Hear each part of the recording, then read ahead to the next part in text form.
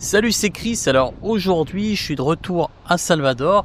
À la base, je voulais te faire une petite vidéo à Rio, comme je l'avais dit dans la vidéo précédente. Tu sais, j'ai passé quelques jours là-bas. Je voulais te montrer un petit peu comment c'était Rio et tout ça. Mais j'ai pas eu le temps. Ou pour être plus honnête, j'ai pas pris le temps parce que je suis resté que 4 jours, dont 2 entiers seulement, si on enlève l'arrivée et le départ qui s'est fait assez tôt dans la matinée.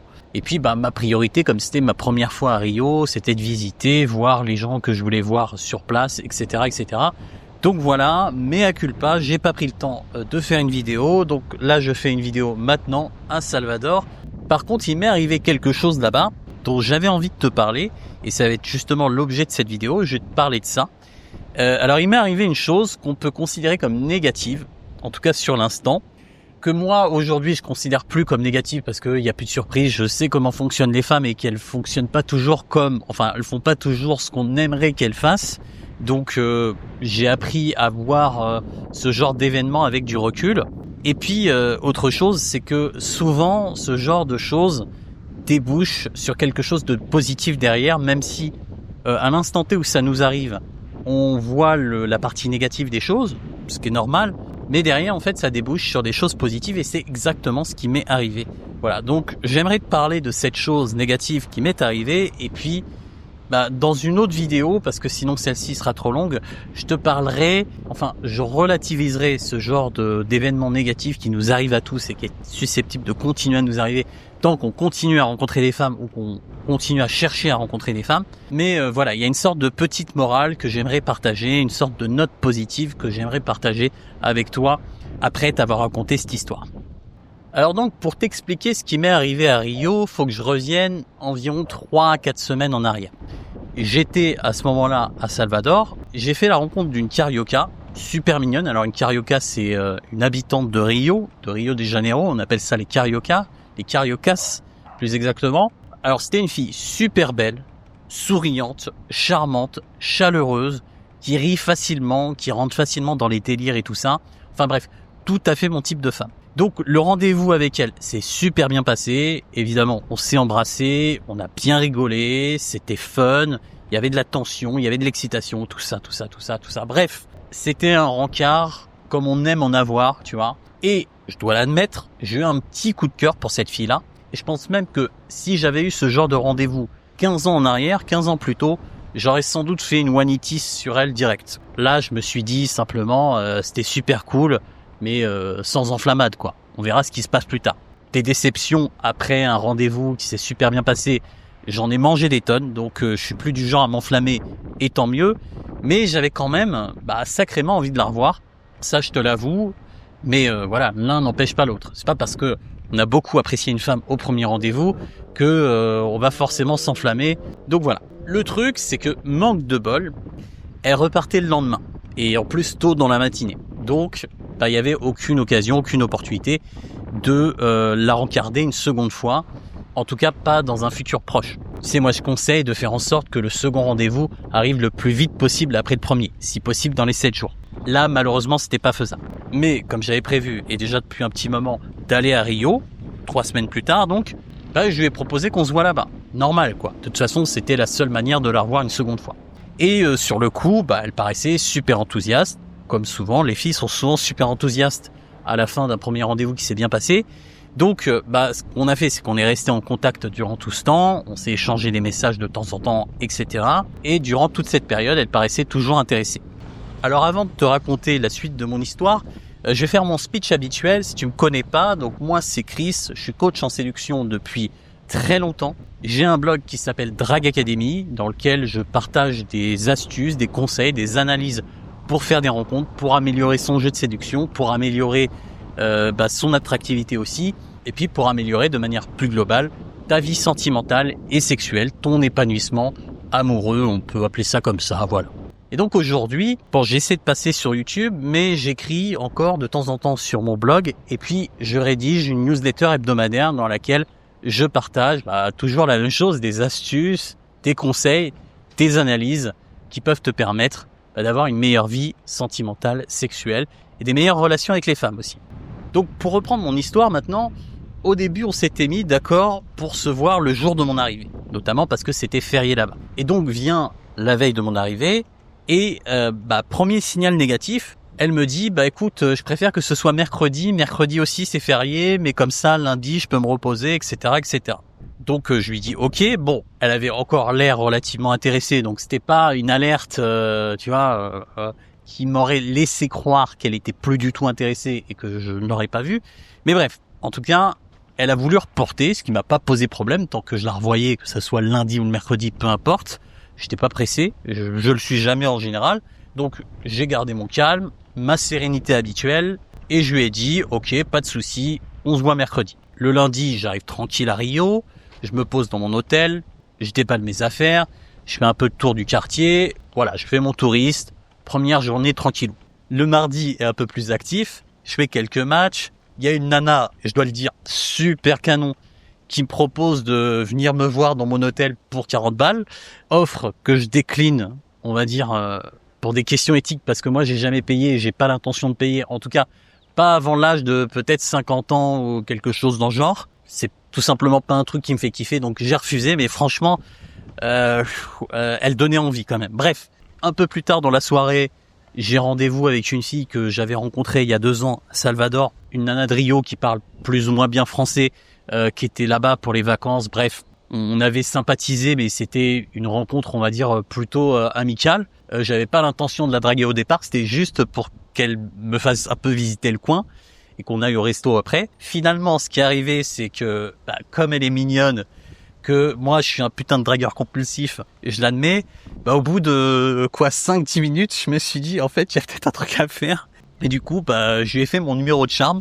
Et puis la nana était complètement open en plus, donc ça a pas posé de problème. Donc voilà, on s'est embrassé, on s'est roulé des galoches à la brésilienne avec la langue qui va dans tous les sens. Bref, une bonne soirée qui s'est certes finie que par des baisers, mais j'étais content quoi. Faut aussi savoir prendre plaisir dans le processus. Donc j'ai profité du moment présent. Je suis pas juste orienté résultat, moi je prends beaucoup de plaisir aussi à escalader, à embrasser, voilà, c'est la première étape. Limite, la première étape me fait plus kiffer que la deuxième, quoi. Enfin que, tu sais, si on part du principe qu'une date c'est en 2 étapes, c'est arriver au stade physique, embrasser et puis derrière coucher. Je prends au moins autant de plaisir, si ce n'est plus, dans cette première étape que dans la deuxième. Même si j'aime aussi arriver au bout. Et puis c'est plus important d'arriver au bout. Il se trouve qu'on s'est juste embrassé, peut-être qu'on se reverra, peut-être qu'on se reverra pas. Bon, c'est l'histoire de nos vies de dragueurs avec les femmes. Donc voilà comment s'est passé mon mardi. Bien évidemment, dans la soirée, j'ai relancé ma target, entre guillemets. Donc la fille que j'étais censé voir lundi, avec qui le rendez-vous a été reporté au mercredi. Donc celle qui m'intéressait beaucoup, que j'avais vraiment envie de voir. Donc je fixe l'horaire avec elle. Comme le mercredi, je changeais d'hôtel, je lui ai dit que je serais plutôt dispo vers 15h. Comme ça, je fais mon checking à 14, je déballe mes affaires, etc. Et je lui ai dit, on peut se retrouver dans le secteur, voilà, peut-être même à l'entrée de mon hôtel, et puis on voit ce qu'on fait. Éventuellement, on va se balader, on peut prendre un verre ou un truc comme ça. Voilà. Donc elle me dit, ok, parfait. Je lui dis que je la préviendrai demain de mon avancée, quand j'arriverai à l'hôtel, quand je ferai mon checking, etc. Et voilà, mon mardi se termine comme ça. Le lendemain, déjà je lui envoie un premier message pour lui dire que je suis en train de quitter mon hôtel, que je fais mon check-out. Elle me répond, elle me dit qu'elle va à une expo vite fait, tout ça, et qu'on se retrouve après, blablabla. Et puis quand j'arrive à mon autre hôtel, je fais mon check-in, je déballe mes affaires, tout ça, et je lui envoie un message en lui disant, ça y est, je suis arrivé, je vais prendre une douche vite fait, je serai dispo. Pas de réponse à ce moment-là. Je laisse passer un peu de temps, jusqu'à là je panique pas. Il est 15h, j'ai toujours pas de réponse. Je me dis, 15h15, si elle m'envoie pas de message pour me dire qu'elle est dispo et qu'elle arrive, j'active un plan B, je sors, je vais me balader dans un coin, et puis si elle me répond à 15h30 ou quoi, je serai dans le secteur, je lui dirai, voilà, je suis là, on a qu'à se rejoindre à tel endroit ou tel endroit. Bref, on s'arrange. Mais ça commence un peu à puer. Du coup, 15h15, toujours pas de réponse. Là, je me dis, allez, on va partir du principe que la date aura probablement pas lieu. C'est pas qu'elle est en retard, c'est qu'elle devait m'envoyer un message pour me dire quand est-ce qu'elle serait dispo et qu'elle l'a pas fait. Et il est déjà 15h15. Elle aurait pu le faire à 15h30, 16h ou un truc comme ça, mais je vais pas attendre comme un blaireau dans mon hôtel alors que mon temps est limité à Rio de Janeiro. Alors il faut que je visite, tu vois, il faut que je profite quand même un petit peu. Je vais pas attendre la gonzesse dans mon hôtel enfermé, hein. Donc je sors, je vais me balader un petit peu, je découvre le centre, je vais à une plage avec un parc et finalement j'ai pas eu de réponse de sa part, sauf à je sais plus, je crois que c'était un truc genre 20h ou 21h, donc beaucoup plus tard que l'heure du rendez-vous fixé, et elle m'a dit voilà l'excuse classique, j'ai oublié mon téléphone dans le Uber. Bon, ça aurait pu être j'ai eu piscine ou j'ai dû m'occuper du chat malade de ma grand-mère, bon peu importe. C'est pas de bol, ça tombe le jour où on doit se voir, comme par hasard. Mais bref, je lui ai dit que c'était pas grave, qu'on pouvait se revoir une autre fois. Voilà, bon, je sais pas ce qui lui est passé par la tête et j'ai pas envie de savoir. Moi, je vis ma vie, je m'éclate de mon côté. Si elle a, pour une raison ou une autre, eu peur de me revoir ou qu'elle hésitait parce qu'elle fréquente un autre mec en même temps, bref, ces histoires de gonzesse, je les laisse de côté. Et je m'occupe de moi et du coup je lui dis ok, pas de souci, on se reverra peut-être quand je reviendrai à Rio et puis basta. Du coup ça m'a donné envie de repartager avec toi un article que j'ai écrit il y a 2 ans en 2023 et j'avais fait une vidéo dessus sur mon canapé, j'avais lu l'article qui s'intitule Les déceptions sont inévitables, et ce que je vais faire maintenant du coup grâce à la magie du montage, c'est te passer l'extrait où j'ai lu l'article et du coup on va se retrouver après pour la fin de la vidéo. Pour terminer la balade. Nous avons tous déjà vécu ce genre d'histoire. Une fille pour qui l'on a eu un coup de foudre qui ne répond plus après quelques échanges de textos, quelques échanges via les réseaux sociaux, c'est la même chose. Une fille qu'on garde dans le viseur plusieurs semaines qui finit par se mettre en couple avec quelqu'un d'autre, celle-ci elle fait très mal, je l'ai personnellement vécu. Une fille avec qui on passe un super moment au rendez-vous qui décide de ne plus nous revoir. Une fille avec qui on couche une fois ou deux, qui coupe prématurément le contact alors qu'on avait très envie de sortir avec elle. C'est le genre de scénario très courant qui nous arrive à tous, sans exception, et qui fait naître une déception à chaque fois. Et je suis convaincu que l'une des principales motivations pour lesquelles nous sommes prêts à faire tant d'efforts pour plaire davantage au sexe opposé, pour devenir une meilleure version de nous-mêmes, c'est pour éviter de ressentir cette déception. Dans un sens, c'est plutôt positif. Ça nous oblige à nous sortir les doigts du Sans cela, peut-être que nous serions beaucoup moins motivés, sans doute même. Malheureusement, j'ai une mauvaise nouvelle. Malgré tous nos efforts pour empêcher que ce genre de scénario ne se reproduise, la déception est inévitable. Vous devez en avoir conscience. Peu importe à quel point nous devenons expérimentés, compétents ou attirants auprès du sexe opposé, il y aura toujours des déceptions, de la frustration, des regrets, de l'amertume. Je dirais même plus, nous serons toujours plus déçus par l'issue d'une rencontre que satisfaits par celle-ci. Parfois j'ai des petits problèmes d'élocution, vous m'excuserez. Pour une rencontre qui finira bien, il y en aura 2, 3 ou 4 qui tourneront mal à un moment ou à un autre. Et je ne prends en compte que le court terme. Car à long terme aussi, on est souvent déçu par l'issue de nos relations. La plupart des rencontres se terminent par une déception et c'est inévitable. C'est exactement comme le rejet. Vous devez savoir que vous ne pouvez pas éviter le rejet. Vous l'avez assez répété. Mais on ne peut pas éviter les déceptions non plus. On ne vit pas dans le monde merveilleux de Disney où toutes les histoires finissent par un happy end. Ils vécurent heureux et eurent beaucoup d'enfants. La plupart du temps, l'issue d'une rencontre est décevante. Ou du moins, ce n'est pas celle qu'on aurait espérée. Donc, peu importe à quel moment ça arrive, soyez-y préparés mentalement, exactement comme vous vous êtes préparé au rejet. Acceptez les déceptions au cours de la séduction comme vous acceptez les rejets après une approche. Vous avez, je l'espère, assez d'expérience pour savoir qu'avant de tomber sur une fille suffisamment intéressée, vous risquez d'en aborder plusieurs qui ne le sont pas et essuyer des rejets. C'est la raison pour laquelle, aujourd'hui, le rejet ne vous fait plus vraiment d'effet. Vous avez parfaitement intégré l'idée que le rejet était inévitable, qu'il faisait partie du processus et qu'il n'avait rien de personnel. Et c'est justement pour ça qu'il n'a plus d'effet négatif, en tout cas qu'il n'a plus l'effet négatif qu'il avait autrefois sur vous. Si vous voulez rencontrer et fréquenter des femmes régulièrement, vous devez impérativement vous faire aussi à l'idée que la plupart de vos rencontres finiront mal. La plupart du temps, vous allez être déçu. Peut-être à cause du choix de la fille, elle préfère retourner avec son ex, ou elle décide de vous ignorer finalement, etc. Peut-être à cause de sa personnalité. La rencontre initiale était pleine de promesses, mais ensuite vous vous êtes rendu compte en rendez-vous que la fille était loin d'être aussi agréable que vous l'imaginiez, que c'était une michetonneuse, peut-être qu'elle était vulgaire, enfin il y a un truc qui vous plaisait pas chez elle. Peut-être à cause d'autre chose, tout se passe bien jusqu'à ce que vous aperceviez que la fille n'a que 16 ans, Là, je suis un peu hardcore là-dessus, sur l'exemple, ou qu'elle veut se préserver jusqu'au mariage, ou qu'elle fait l'étoile de mer au lit. Ça peut être pour un tas de raisons. Quoi qu'il en soit, avant de tomber sur une rencontre qui se termine par une happy end, une happy end, c'est comme vous voulez, vous allez avoir plusieurs rencontres plus ou moins décevantes. Et c'est normal. Et c'est normal aussi de vouloir les éviter au maximum. Qui a envie d'être déçu?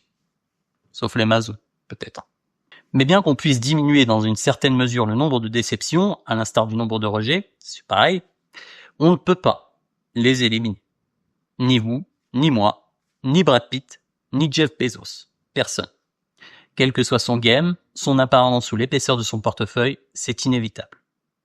La tendance qu'ont les femmes à changer facilement d'avis, à être des girouettes émotionnelles, à préférer la conformité, à avoir des raisonnements irrationnels et à être parfois très égocentriques, fait que vous ne serez jamais à l'abri des déceptions. Évidemment, je fais une généralité, je dis pas que toutes les femmes sont comme ça, loin de là. Mais il y en a. Comme pour le rejet, la seule chose que vous pouvez faire, c'est minimiser l'impact qu'elle peut avoir, donc la déception, qu'elle peut avoir sur votre morale. Faire en sorte qu'au lieu de passer d'une grande déception à une autre, vous enchaîniez seulement les micro-déceptions auxquelles vous n'accordez que très peu d'importance. Des déceptions qui seront finalement si faibles que vous vous direz « bon tant pis » et passerez tout de suite à autre chose. Pour ça, vous devez accepter la déception en séduction, tout comme vous avez su accepter le rejet. Et rappelez-vous que le plus important, c'est toujours d'aller de l'avant jusqu'à atteindre son but.